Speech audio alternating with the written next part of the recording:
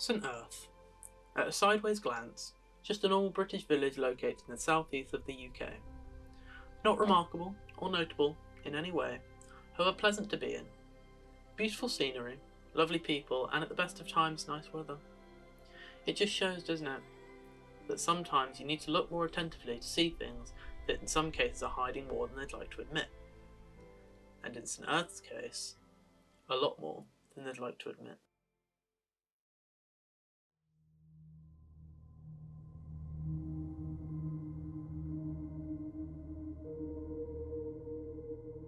Please tell us your name and what it is that you do around here. Yep, so my name's Kirsten Honey and I'm the paranormal manager here at Bodmin Jail, and I help introduce people to this building spiritually and historically.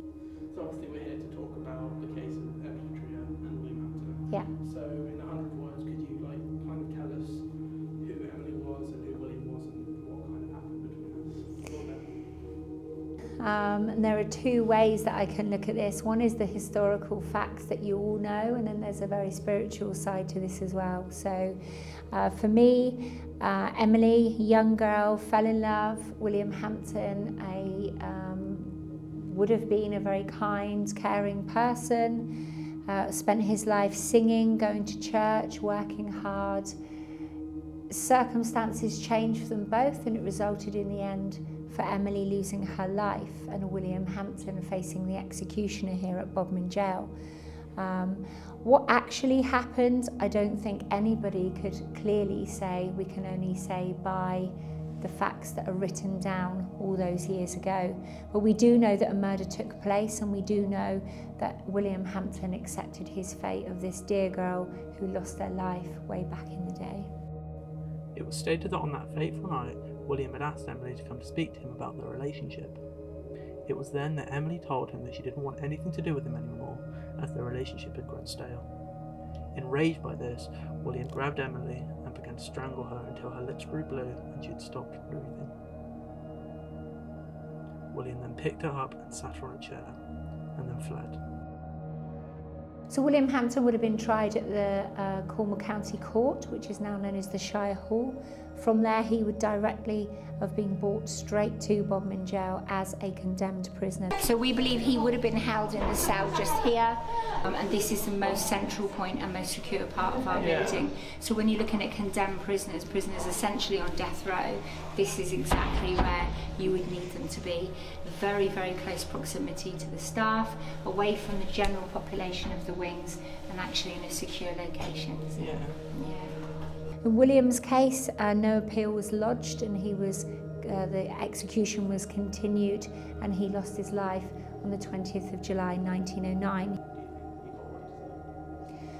I think it's really difficult. I think on the pretense that he was tried and found guilty for murder, I think times had changed where we were looking at why people commit murder and the end result for them. And I don't think that hangings were very welcomed back in the 1900s. I think when you've moved from 1700s where everybody knew there were going to be executions, 1800s where it became a fascination and people just wanted to watch a hanging, it was almost public entertainment instead of deterrent.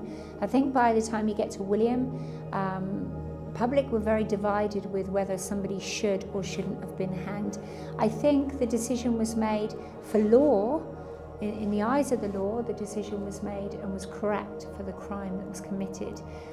However, yes, there was a petition, and I believe there was also evidence to prove that he wasn't guilty, and the decision was purely his as to whether or not he accepted the fate of the executioner, and of course he did. So William Hampton would have moved through here, okay?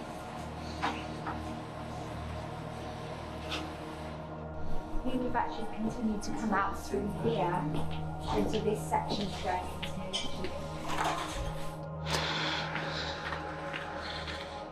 These are the steps he would have walked down as well, so you're literally again walking on the footsteps of prisoners.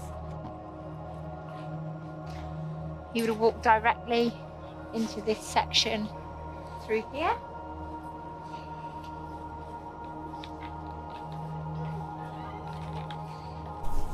To the execution pit itself.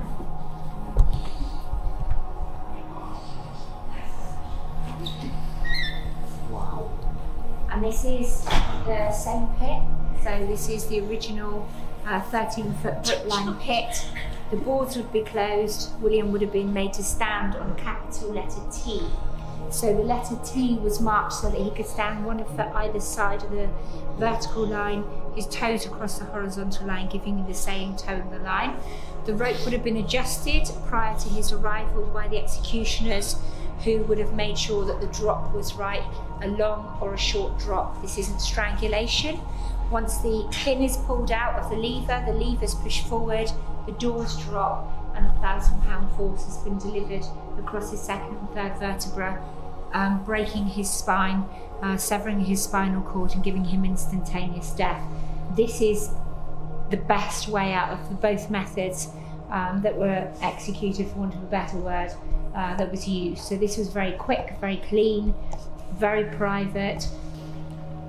And this is the only known picture that we have of both William and Emily as well. Obviously these are the executioners and the judge who resided the case. This was all designed by your body height, weight, bone density, your muscular structure, of course, particularly around the neck. William wasn't a big man, so he wouldn't have needed a huge drop, so he would have been on the short drop level of stuff, and yeah, he would have been hanged in there. His body would have been left to hang for up to an hour after, to allow for the body fluids to drain out. Another saying we get hung out to dry is from this kind of thing, before actually being taken from here and buried on site in our prison garden, which our garden doesn't exist anymore, but all prisoners who died here remained on site here as a prisoner. So by the time we get to here in 1909, this was a very fluid system, so there weren't any mistakes. They knew exactly what they were doing, and William Marwood's plans and designs were faultless by the time we got here, which is good, because if they had have got it wrong, it would have meant decapitation. Such a good question. Really, really good question. So we have, of course, the prisoner himself. 2 warders who were responsible for him the night before would have also walked him out and be with him in his final moments. We have the executioner and his assistant, in this case the peer points. We have the governor of the jail, of course. We have the High Sheriff of Cornwall, who'd be the legal witness. We'd also have the priest, who was accompanied the prisoner the night before to support them and actually comfort them in their final hours. Remember, there's no family members allowed at all once they're in jail. And then, of course, the prison doctor. So it sounds quite a lot of people, but all of these people were necessary for the documentation, the registration of death, to make sure that this prisoner died humanely, as you mentioned, and safely, but also to make sure that it was done legally as well. So it was... I think in today's society, capital punishment is a very complex conversation to have with people. I think back in the day it was standard, it was set. You know, if you committed a crime, your punishment would reflect that crime. So in those days it was acceptable. I think in today's society we're less acceptable of killing people for crime rather than putting them in prison. Do I personally believe in capital punishment? I think it's a very flawed system. I wouldn't like to say I agree or disagree. There are some people in this world who truly would warrant today, if that was still an option, execution. And I think in those cases, then definitely that would be the right decision by law. As a human being, I think it's very hard to say you agree with killing people. Definitely there's 3 major cases, and William Hampton's and Emily's were definitely one of those cases that had a huge impact. The other one would have been Selina Wadge. There were petitions starting. We were looking at criminology then. So again, this shift in belief and understanding, and actually whether or not we wanted to have hangings really started with her case. And then of course we have the Lightfoot brothers, who was a notorious case here and actually still publicly hanged, whereas William was very privately hanged in the execution pit.